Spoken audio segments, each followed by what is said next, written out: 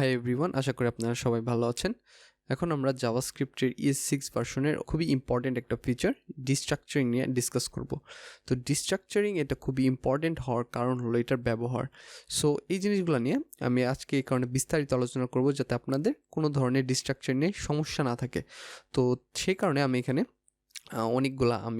ধরেন একটা array create করে রাখছি, যে অ্যারের সাথে কীভাবে ডিস্ট্রাকচারিং ব্যবহার করতে হয়, অবজেক্ট ক্রিয়েট করে রাখছি এবং ফাংশনের আর্গুমেন্টের সাথে কীভাবে ব্যবহার করতে হয়। তো এর পাশাপাশি আমি আরও কিছু জিনিস দেখাবো। তো ফার্স্ট অফ অল ডিস্ট্রাকচারিংয়ের কনসেপ্টটা কি সেটা একটু আমি আপনাদের ধারণা দেওয়ার চেষ্টা করি। তো ডিস্ট্রাকচারিংয়ের কনসেপ্টটা হলো আপনি একটা অবজেক্ট বা একটা অ্যারে এইরকম কিছু একটা অবজেক্ট বা একটা অ্যারে থেকে যে কোনো একটা পার্টিকুলার এলিমেন্টকে আলাদা করে একটা ভেরিয়েবলের ভিতর অ্যাসাইন করবেন ডিস্ট্রাকচারিংয়ের মাধ্যমে। যেমন ধরেন এই যে ফ্রুটস যে অ্যারেটা আছে, এই ফ্রুটস অ্যারেটার ভিতরে আমাদের এই যে এই যে ভ্যালুটা আছে এটাকে আমরা আলাদা একটা ভেরিয়েবলের ভিতর নিতে চাই। তো এখন পর্যন্ত আমরা যা জানি, তো আমরা কীভাবে করতে পারি, আমরা এখানে একটা ভেরিয়েবল ক্রিয়েট করতে পারি। আমরা এখানে একটা ভেরিয়েবল ক্রিয়েট করলাম, সেই ভেরিয়েবলটার ভিতরে আমরা এটাকে আমরা এইভাবে এটার ইন্ডেক্স ইউজ করে এখানে আমরা স্টোর করতে পারি। তো এটা থার্ড এলিমেন্ট, তার মানে এটা ইন্ডেক্স হলো 2। তো আমরা এইভাবে এটা এখানে স্টোর করে দিতে পারি। এখন এটা আমরা কনসোলে প্রিন্ট করে একটাবার দেখে নিই। ওকে, এখন যদি এখানে রিলোড করি, ওকে, তো এখন এটা এইভাবে কাজ করতেছে। সো জিনিসটা আমাদের এখানে মাত্র একটা এলিমেন্ট বের করতে হয়েছে, তো আমরা শুধুমাত্র একটা এলিমেন্টের জন্য করতেছি দেখে আমাদের এখানে সমস্যা মনে হইতেছে না। বাট যখন আমরা মাল্টিপল এলিমেন্ট বা অনেকগুলো এলিমেন্টের সাথে করতে যাব, যখন আমরা ইন্ডেক্সটা এইভাবে সরাসরি দেখতে পারবো না, তখন আমরা এইরকম ভেজালে না যাই আমরা এটা ডিস্ট্রাকচারিং ইউজ করে খুব ইজিলি করতে পারি। সো এই সেম কাজটাই আমরা এখানে যেটা করছি সেটা আমি এখন আপনাদের ডিস্ট্রাকচারিং এই মেথড এই ওয়েতে করে দেখাবো। তো ডিস্ট্রাকচারিংয়ের কনসেপ্টটা অনেকটা এরকম যে যদি আপনি একটা অ্যারে থেকে যদি কোনো একটা ভ্যালুকে বের করে আনতে চান, ডিস্ট্রাকচার করতে চান, তাহলে ফার্স্ট অফ অল আপনাকে এখানে একটা অ্যারে নিতে হবে। এবং সেই অ্যারেটার রাইট সাইডে ইকুয়াল টু সাইন দিয়ে আপনি যেই অ্যারেটার ভিতর থেকে আপনি যে ভ্যালুটা বের করে আনতে চাইতেছেন, যেমন ধরেন আমাদের এখানে এটা হলো ফ্রুটস, সেই ফ্রুটস অ্যারেটা আমি এখানে দিয়ে দিলাম। এবং এখন অ্যারের ক্ষেত্রে যে জিনিসটা ম্যাটার করবে সেটা হলো সিকোয়েন্স। সো এই যে আমি এখানে যে অ্যারেটা নিচ্ছি এটার ভিতরে আমি যদি এখানে যদি আমি অ্যাপেল দেই, বা আমি এখানে ধরেন এ দেই, ধরেন বি দেই, ধরেন আবার সি দিলাম, আবার ডি দিলাম, আবার ই দিলাম।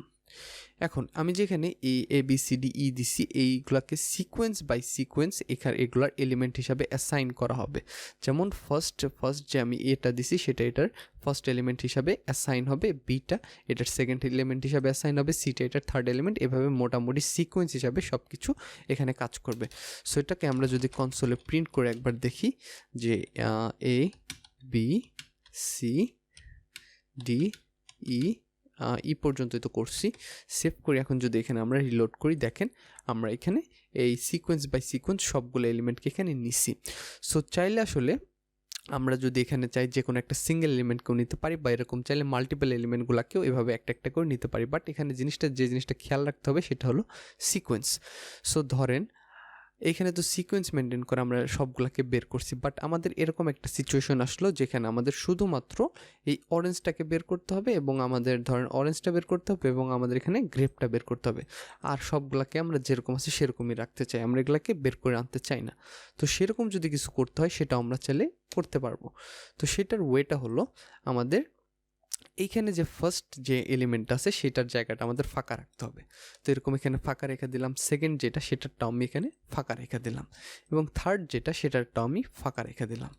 এবং তারপর যে ফোর্থ এলিমেন্টটা আমি এখান থেকে নিতে চাইতেছি ডিস্ট্রাকচার করে, সেটার জন্য আমি এখানে একটা ভেরিয়েবল ক্রিয়েট করলাম। তো এখানে আমি ডি দিছি, এই ডি ভেরিয়েবলটার ভিতর এটা এখন অ্যাসাইন করা হবে। এবং তারপর আমি কি নিতে চাইতেছি, গ্রেপ নিতে চাইতেছি, তাহলে আমার এর এখানেও ফাঁকা রাখতে হবে। ফাঁকা রেখে আমার অ্যাট লাস্ট এইখানে আমি যেটা দেবো সেটার ভিতরে এই গ্রেপটাকে অ্যাসাইন করা হবে।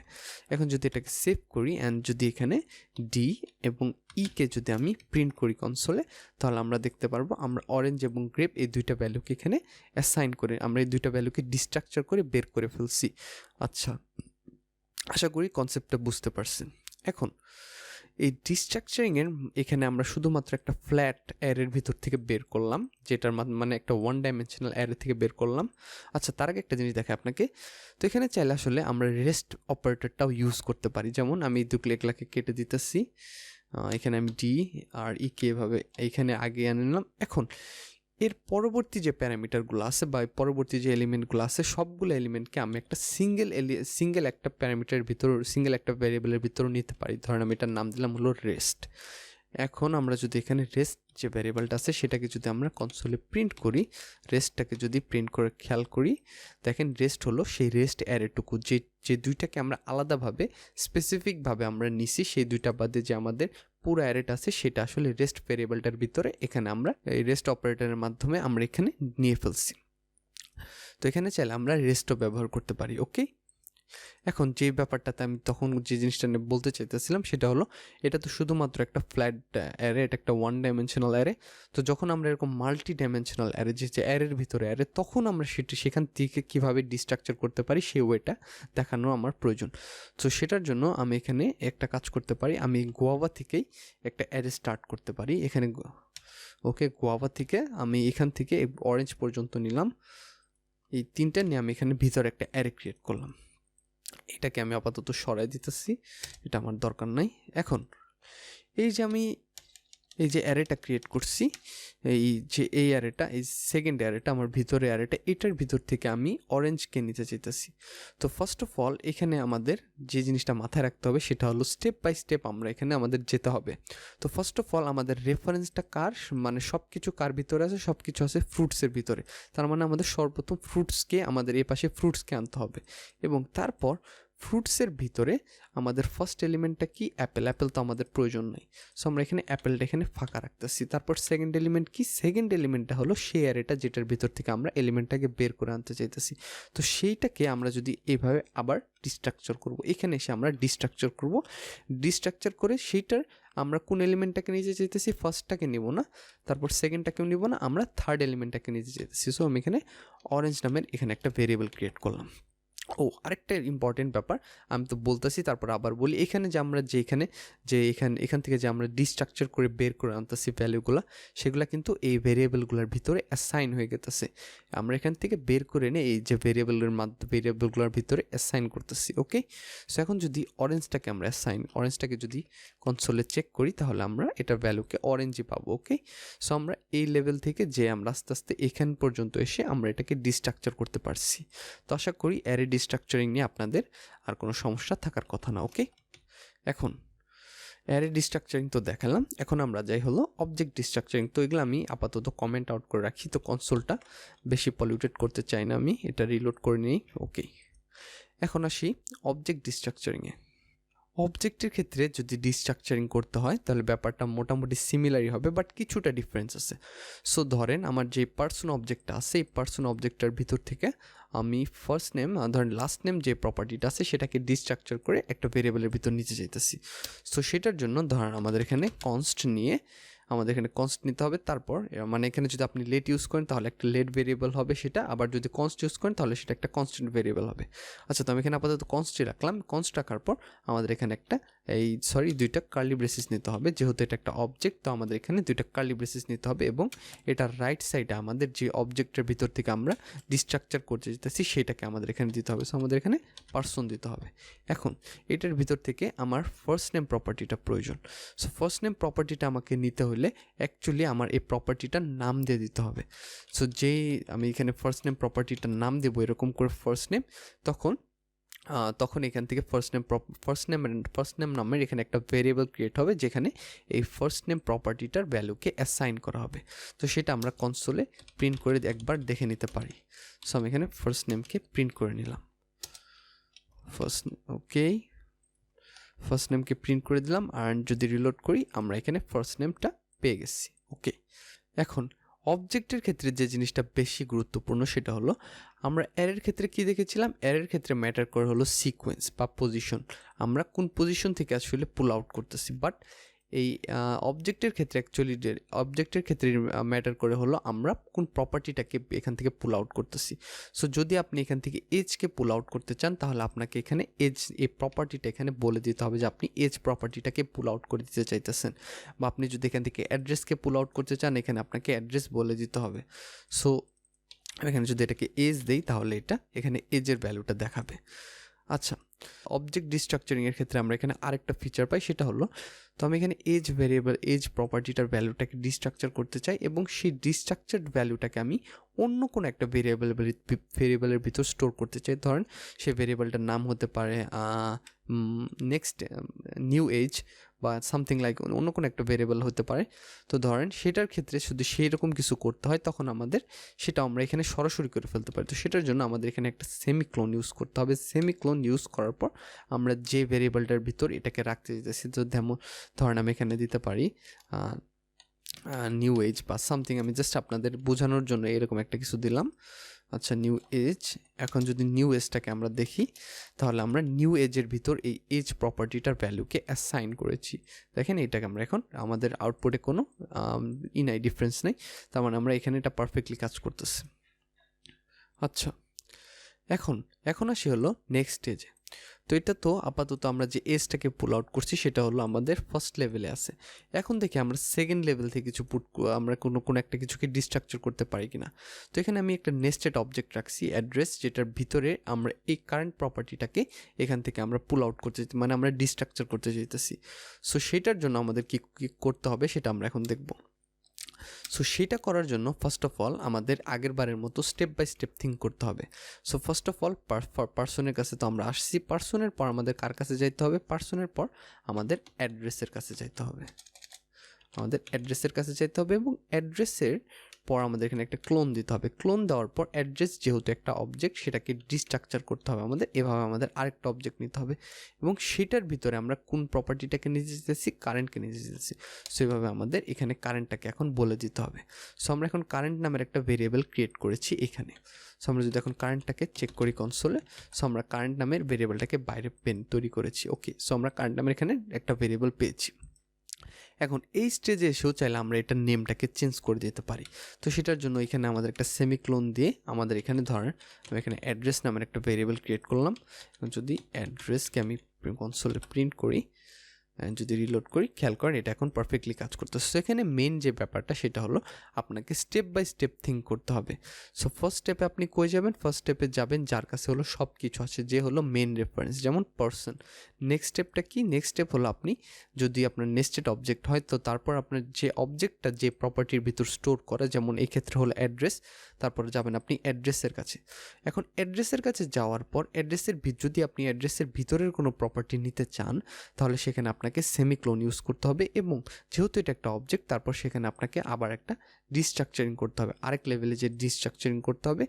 এই ক্ষেত্রে আপনি এখন কারেন্টকে বের করে ফেলছেন। এখান থেকে যদি আপনি চান সিম্পলি কারেন্টকে বেরও করে নিতে পারেন, এবং তাছাড়া যদি আমি এখানে যেরকম অন্য একটা ভেরিয়েবল অন্য নামের একটা ভেরিয়েবল ক্রিয়েট করলাম সেটাও করতে পারেন। আচ্ছা, সো আশা করি জিনিসটা বুঝতে পারছেন। এখন এই যে আমাদের এই ডিস্ট্রাকচারিং, এটার আসলে এর বাইরে আরেকটা সুন্দর একটা ফিচার আছে। তো সেই জিনিসটা হলো এটা ডিফল্ট ভ্যালু। সো ডিফল্ট ভ্যালুটা অনেকটা আমরা ফাংশনের যে ডিফল্ট প্যারামিটার দেখছিলাম অনেকটা ওই রকম, আমরা চাইলে এখানে একটা ডিফল্ট ভ্যালু রাখতে পারি। সো সেটা কখন কাজ করবে, যখন আসলে আমরা যে অবজেক্টের ভিতর যে প্রপার্টিটাকে ডিস্ট্রাকচার করে বের করতেছি সেটা যখন এক্সিস্ট করবে না, তখন সেই ডিফল্ট ভ্যালুটা অ্যাকচুয়ালি কাজ করবে। সো আপাতত আমি এখানে একটা দিয়ে দেখাই, ধরেন আমি এখানে দিই ধরেন খুলনা দিয়ে দিই, খুলনা। অ্যান্ড এখানে যে আমি অ্যাড্রেসটা দিছি, অ্যাড্রেস আপাতত আমার ঢাকা দেখাবে কারণ এটা এক্সিস্ট করতেছে। যদি আমি এখান থেকে কারেন্ট নামের যে প্রপার্টিটা সেটাকে আমি যদি সরাইয়া দিই, এখন যদি আমি এখানে রিলোড করে দেখাই, দেখেন এটা খুলনা হিসাবে কাজ করবে। সো এটা খুবই হ্যান্ডি একটা জিনিস, কারণ আপনি যখন এরকম অনেক বেশি নেস্টেড জিনিস নিয়ে কাজ করবেন, বিশেষ করে যখন আপনি জেসন বা রেস্ট এপিআই ডাটা নিয়ে কাজ করবেন, এরকম ডিফল্ট ভ্যালুগুলো ইউজ করা যেতে পারে আপনার ফাংশন, আপনার প্রোগ্রামে কোনো এরর আসবে না।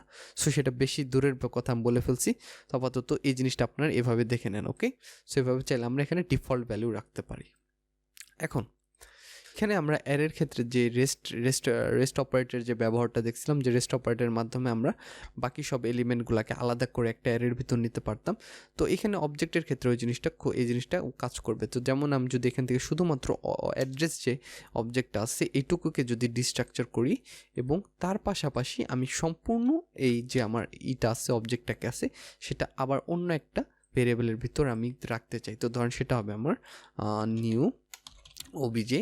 তো সেটার জন্য আমার এখানে রেস্ট অপারেটর ইউজ করলে এটা পারফেক্টলি কাজ করবে। সো আমি এখানে যদি 3টা ডট সাইন দিই, তাহলে শুধুমাত্র অ্যাড্রেসটা এখানে অ্যাসাইন করা হবে এবং তাছাড়া বাকি অংশটুকু অ্যাকচুয়ালি এখন অ্যাসাইন করা হবে আমার এই নিউ ওবিজে নামের এই অবজেক্টটাতে। সো নিউ ওবিজে ইটসেলফ একটা অবজেক্ট হবে, সো পার্মানেন্ট একটা অ্যাড্রেস ইটসেলফ একটা অবজেক্ট, এবং আমাদের এই যে নিউ ওবিজে এটাও একটা অবজেক্ট। তো নিউ ওবিজের ভিতর এই অ্যাড্রেস বাদে পুরো অবজেক্টটাকে আনা হয়েছে, এবং অ্যাড্রেস হলো নিজে আরেকটা অবজেক্ট। ওকে, সো আশা করি জিনিসটা বুঝতে পারছেন।